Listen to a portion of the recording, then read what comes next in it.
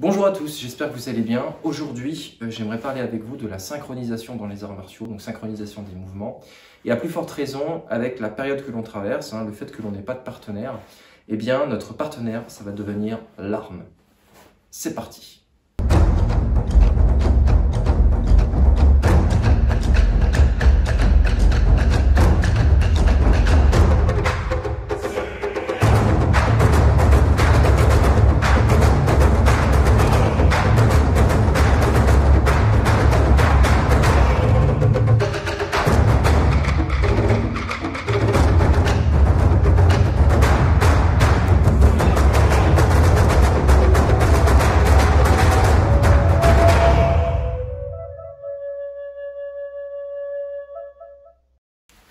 Donc on va aborder dans cette vidéo plusieurs mouvements et l'objectif c'est que tous ces mouvements-là, après on va les enchaîner de manière à former un mix, un tout cohérent pour sentir plusieurs trajectoires, plusieurs directions.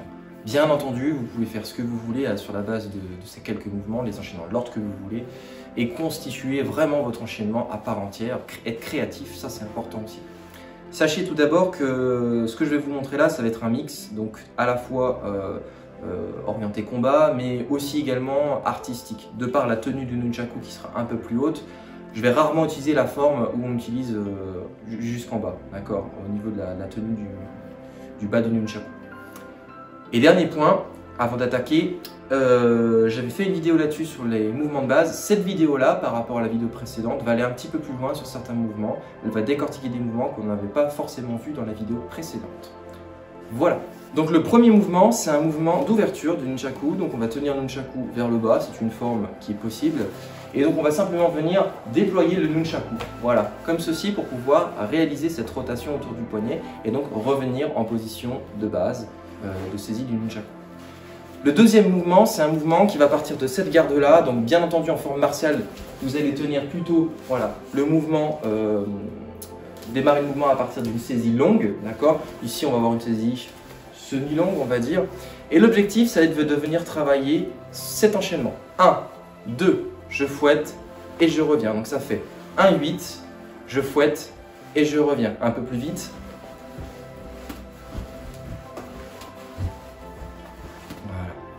L'objectif, c'est d'être détendu, d'accord? Cherchez pas à mettre trop de force, cherchez simplement à bien fluidifier le mouvement. Tac, tac, voilà. 2. Une bonne synchronisation du mouvement par rapport à la thématique du jour. Troisième mouvement, il s'agit d'un mouvement autour de koshi, donc du bassin. On va utiliser la rotation du bassin pour fluidifier le mouvement du nunchaku. 1, 2, 3, 4, 5, 6, voilà. Donc ce mouvement-là va vous permettre de faire des transitions, on verra sur l'enchaînement final. Autre mouvement, c'est un mouvement qui va vous permettre de partir donc, de cette garde-là et donc de pouvoir venir travailler le fouet circulaire vers l'avant. D'accord, ça va donner ça. 1, 2.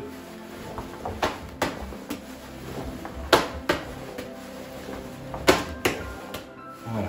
Ça va vous permettre de dessiner une trajectoire vers l'avant avec une inertie de mouvement qui est intéressante. Voilà, 1, 2, 1, 2. C'est assez agréable à réaliser comme mouvement.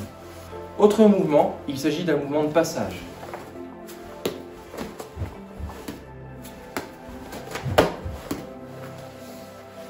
Mouvement suivant, donc on va réaliser une rotation autour du poignet. 1, 2, 3. Aller-retour. 1, 2, 3. Autre mouvement qui va nous servir dans un mouvement transitoire, c'est celui-là. 1, 2, 3, 4, 5, 6. D'accord? Je vais le refaire une fois. 1, 2, 3, 4, 5, 6.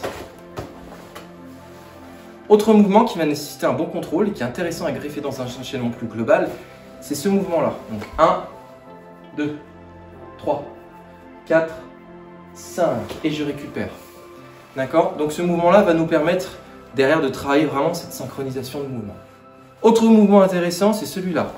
1, 2, 3, 4, 5. Vous pouvez rajouter des rotations devant, donc ça va donner ça. 1, 2, 1, 2, 1, 2, 1, 2.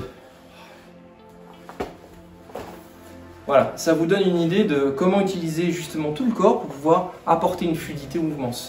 Cette technique-là est assez intéressante. Autre mouvement, c'est un mouvement de fermeture, donc ça va donner la chose suivante, de face. Donc ça fait ça. 1, 2. D'accord? Puis on peut contrôler la descente du nunchaku. Et je vais doucement. 1, 2. Plus vite. 1, 2. Et donc de côté, ça donne ça. 1, 2. À partir de là, donc on va tout enchaîner.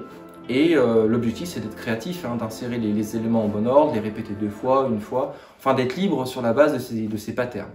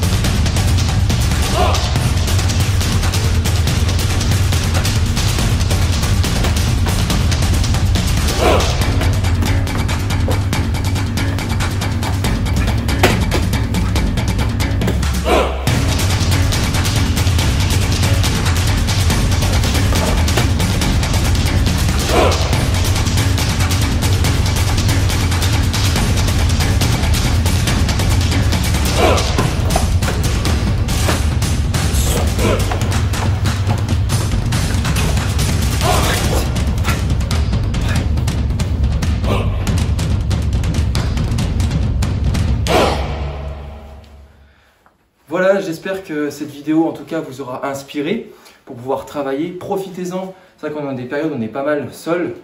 Une paire de nunchaku ça coûte pas cher, vous pouvez même en fabriquer. 2 bouts de bois, un bout de ficelle et vous pouvez travailler cette synchronisation de mouvement.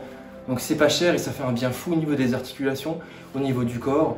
Et donc de manière globale ça entretient aussi votre santé et ça c'est important. Pensez à la combativité, effectivement le fait de pouvoir se mesurer à quelqu'un c'est une chose, mais pensez aussi surtout à votre santé. D'accord ? Avant tout, les arts martiaux sont une voie de longévité.